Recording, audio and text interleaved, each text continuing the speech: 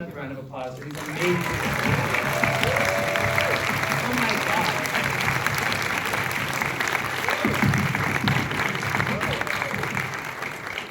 What a beautiful collection of films you've all made. I'm so excited and humbled to be here in front of all of you. I just want to kick it off by doing a quick intro from everybody. We've got a lot of people here, and I want you all to introduce yourselves to our audience. So we will just go down the line. If you want to say your name and your role in the film, and then after that we will dig a little deeper into the movies here. But please kick it off. Sure. I'm Benjamin Jacob Smith. I'm the producer of Fox in the Night. I am Kieran Amwablesi, and I am a writer, director, and actor in Fox in the Night. I am Rachel Harris, and I was an actor in Brutal. Hi, I'm Drew Drogi, and I was an actor in Brutal. I'm Sam McConnell. I'm the director of Brutal. Angelica Ross, actor in Brutal. I'm Donnie Sibley, and I'm an actor in Brutal as well. My name is Leland, and I executive produced and scored Catalina. Hi, my name is Ronald Pete. I'm an actor in Catalina. Hi, I'm Sandy Giovanni. I wrote and acted in Catalina. Hey, my name is Tyler Rabinowitz, and I directed Catalina. My name is DDM. I'm an actor in Fucking Right Back. I'm Harris Duran. I wrote and directed Fucking Right Back. I'm Sining Xiang, and I wrote, directed, and edited For Uncle. I'm Patrick Boyd. I'm an actor in For an Uncle. Hi, I'm Sue Wen. I'm the DP for Uncle. We're so happy to have all of you here. Thank you for joining us. I don't even know where to start, so I'm just going to randomly pick one. We're going with Brutal first. So one thing I love about this film is there is such an incredible controlled chaos on the screen thanks to your great writing and direction and these fabulous actors here. So I would love to start just talking about the casting of the project and then to the actors, sort of how y'all found those incredible comic rhythms on set working with one another. Great, thank you so much. I'll just quickly, Brutal came together quite organically. After the pandemic, I was really eager to make something that would be fun to make and hopefully fun to watch. Luckily, my friend Nick Sitten wrote this very smart, funny script. It's actually conceived as a comedy series, but we took this kind of chunk that we thought would work well as a short and started just reaching out to people that we knew and loved. I've known Angelica and Johnny for a while, and I knew Cheyenne. And luckily when Cheyenne signed on, he wanted to not only star in it, but also produce it. And he kind of helped bring on Rachel and Drew and Matt. And yeah, it was really, for me, just such a joy being able to work with this ensemble. I was pinching myself the whole time. And I'm going to make Drew kick it off here, speaking from the actor's perspective, because I know you. But tell me about working with this incredible ensemble, how you found the comic rhythms on set with everybody. Well, yeah, Nick Sitten wrote such a great script that we just loved the words so much that we just ran it a bunch of times because and Sam did such a great job with pacing and wanted it to feel, I think, about like Veep, but have that vibe, like fast back and forth. So we ran it a bunch. And we were just lucky because we had a great time, and we just, it's always that magic of putting people together and hoping it works. And we were so happy that we all got along and made each other laugh. Most important thing in this kind of film. Clearly you all had so much fun making it. It shows on screen. I'm going to pass it down to Tyler here with Catalina. I have like a lot, please, absolutely.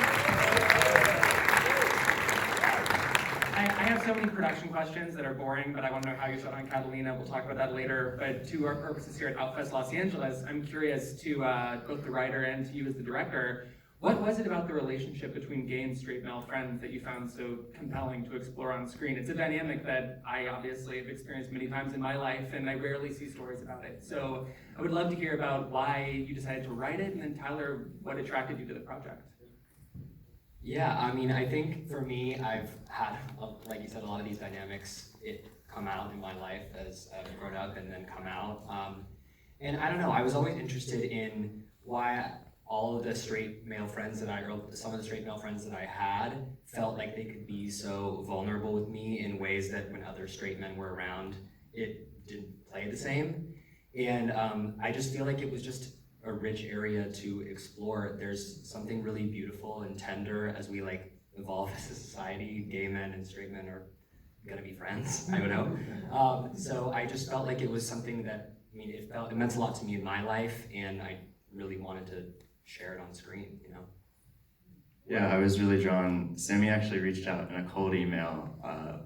We did not know each other, and sent me the script, and I just, in the middle of the night, opened it up, and I just couldn't stop. I was so struck by it. It was so specific, but also universal, and I feel like immediately I not only could relate myself, but I just knew so many other people who could, and I feel like, what's so complex about this relationship and what I was really excited to explore is that, at the end of the day, I think we all just want to be understood, and I think that there's something that happens when, in my experience, and I think in Sammy's as well, that when you're straight best friends from home who have seen all these iterations of you, watch you kind of unravel and step into yourself and step into your power, it kind of inspires them in ways that, the tables kind of switch in a way. And I was really excited to showcase that and watch Sammy's character become this buoy for Ronald's character when the tables were swapped before that, probably.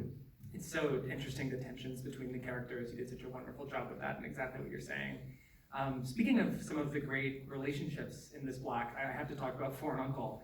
I specifically want to dig into why it was you thought the relationship between Patrick and Now Now was such a great way to explore, the cultural differences of homosexuality, China and the US. Tell me about bringing that dynamic to life and what it was that made that so rich for you. Yeah, so Patrick is my real life boyfriend.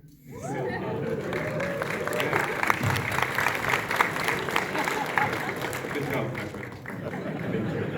So I brought him back to meet my family first time 1 year before I made the film, and at the time I did not come out to my family, and my family is very, very close knit. So it was really difficult for me to try to hide that part of my life from them. So, and then they actually believed that we're just best friends, but in our Airbnb we have one bed in it. But I was really moved by their instant bonding between Now Now, my nephew, my real life nephew, and Patrick. So I really want to make a film about them, and then over the year I came out to my family, and I feel these two characters, they share something very unique. It's in the sense that Nala doesn't understand sexuality and all that. But Patrick is also confused about the language and the culture that's happening around them. So I really want to try to, I feel these two characters really bond in their common confusion, but in the end, it really doesn't matter. They can't communicate very well with each other, but hopefully, as you see in the film, it really doesn't matter. So they still have this beautiful relationship.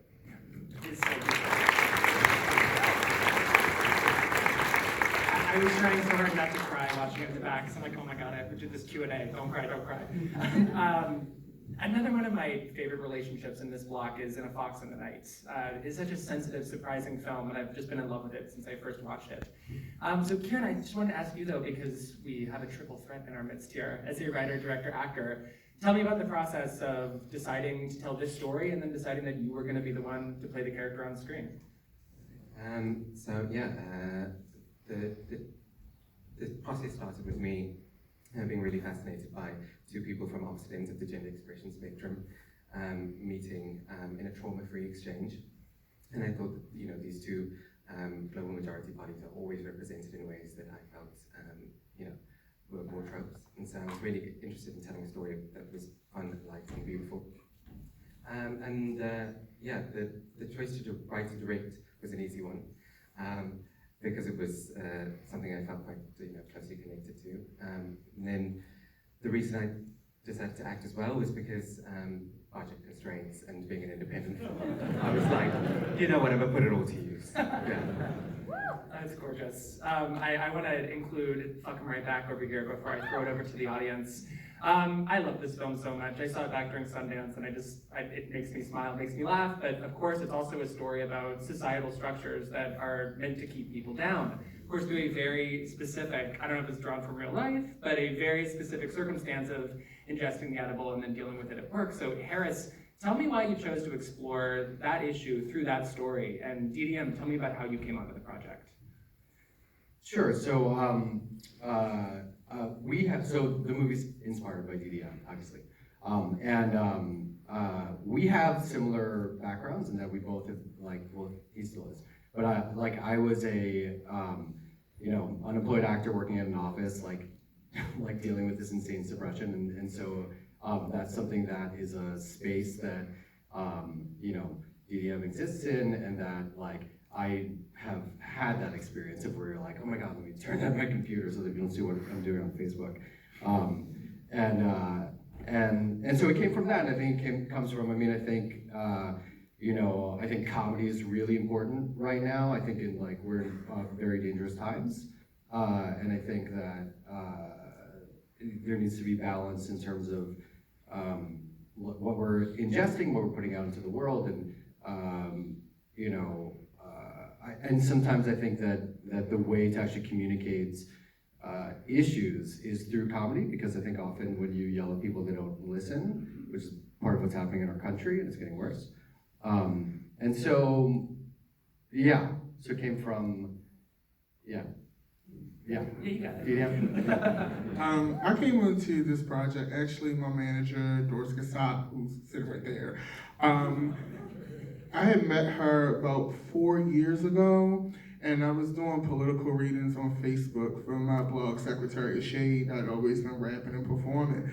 And we had, worked together and, just built that relationship. And in 2020, 21, I was very depressed. I had picked up a lot of weight, and I was just in a bad space. And she was like, you know what, we need to do a vehicle because nobody's gonna get you. And I was like, okay. And so she reached out to Harris, and they came down to Baltimore to see my life. That's actually my real life. I still work at Baltimore Gas and Electric. Shout out to them, because I called out to come here. And for me, when I was approaching this is my first time acting on film, and I was excited to see a plus-size Black queer person not be traumatic, but also be America's sweetheart. And I think that's very important, and the style, because I think a lot of the times, even during the picture when I was styling myself, and Kara, who plays Yolanda, I wanted to make sure that this character felt like a fully realized individual, and that when big boys see this person on screen, they're like, we're finally here. So that was important. And you are such a star, so we're so lucky to have you on the big screen. It's great to have you here, great to have all of you here. We have a few minutes for questions from the audience, so I would love to throw it over to y'all and see if anyone has any questions over here on the aisle. I have a two-part question. One is for short from China. What is the situation with homosexuality now in China? Because I don't think we get to, it was interesting that you showed that, because we don't really see much of what happens on that side of the world. And then in the Catalina short, I thought that was a beautiful dynamic. And then can you talk a little more about that dynamic? Because you don't see a lot of films that show a lot of relationships, as you were saying, between straight men and gay men just being comfortable with each other. And I knew one guy was married, but I wasn't sure about the other gentleman. Was he more fluid, or what was his situation? Great, so we'll start with foreign uncle, and the question was essentially, what is the state of homosexuality in China? Okay, so I feel right now it's actually unfortunately quite bad.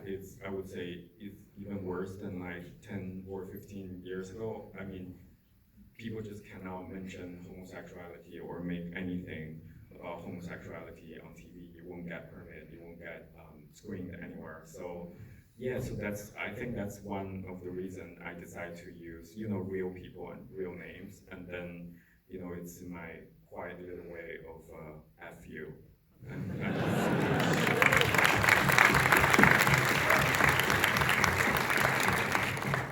And then for Catalina, just a little bit more about building out the characters and those different dynamics you were speaking about earlier. Yeah, I think it's definitely something that I've always wanted to see on screen. I've had a lot of real life experiences, like I said, with my straight male friends.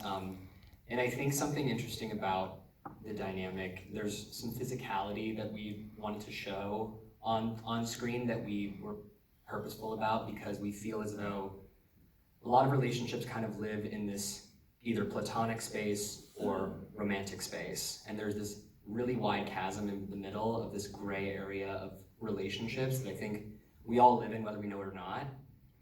And I think it was important to show not only a relationship like this that feels easy and soft and can exist without a ton of tension, but then at the same time, when that tension does come to the surface, when a move is made or a mistake is made or whatever it is, I wanted to be able to show people how it's really easy to come back from that, actually. It's not difficult, it's not gay panic, it's none of those things. And it actually enriches the relationship. I'll let Ronald speak a little more to it. Sure.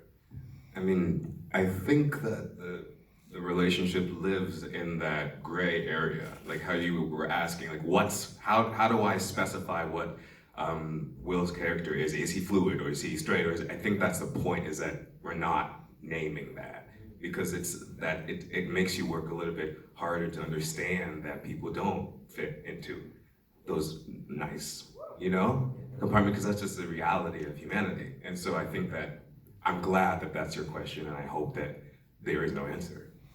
Yeah. I know that when we were doing the campfire scene, the long conversation between the two of them, something that we talked about a lot was trying to have that moment for Ronald's character, feel like he was actively figuring it out or coming to this realization that he has no idea what he's doing, like truly, like in the moment, because those are the conversations that I think make these friendships, these connections so deep, is that you're working those things out loud, actively together. It was important. We talked a lot also, just like to add on to that, just like setting this against the backdrop of Catalina was another very intentional thing, because having that environment kind of reflect their interior life was really important to us, and like an active conversation as well. That's wonderful. I think we can do one more if we've got a question. Okay, sure. In the corner. First of all, amazing job. You're all crazy talented, and I'm so glad I get to celebrate this with all of you. I find in life there's sometimes emotional themes we all go through. Like mine is learning to celebrate joy to get through pain, or having pain to celebrate joy.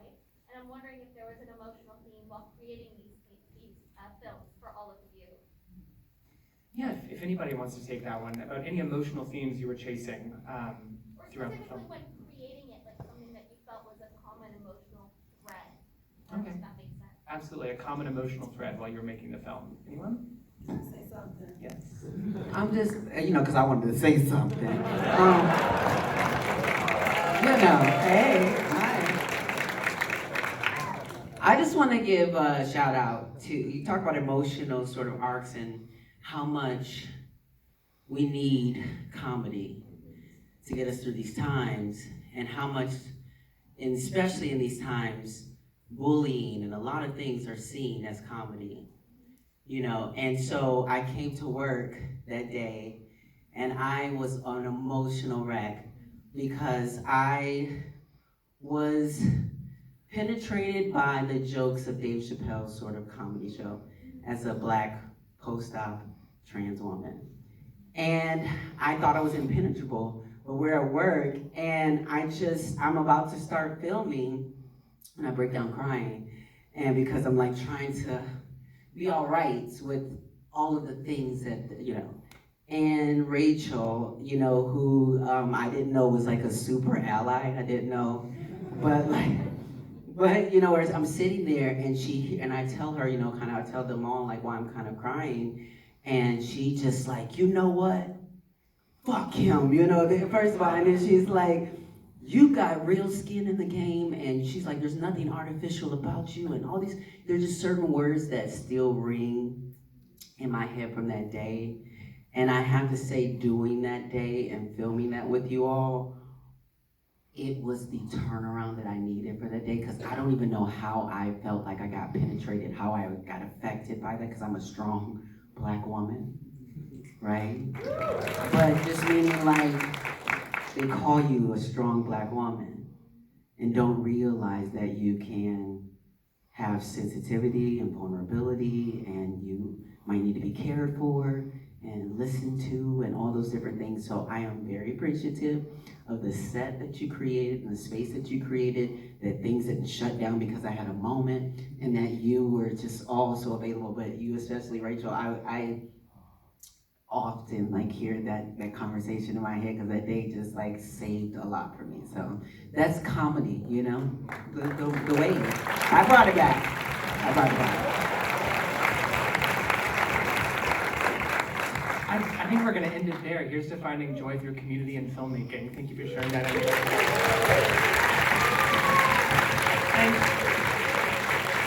And thank you so much to all our incredible filmmakers. What a wonderful block of films. Let's give them a round of applause. Thank you so much. And the block is screening virtually tomorrow, so if you have any friends who couldn't make it, tell them to buy a virtual ticket. Okay, thank you all so much for coming, and thank you all so much for giving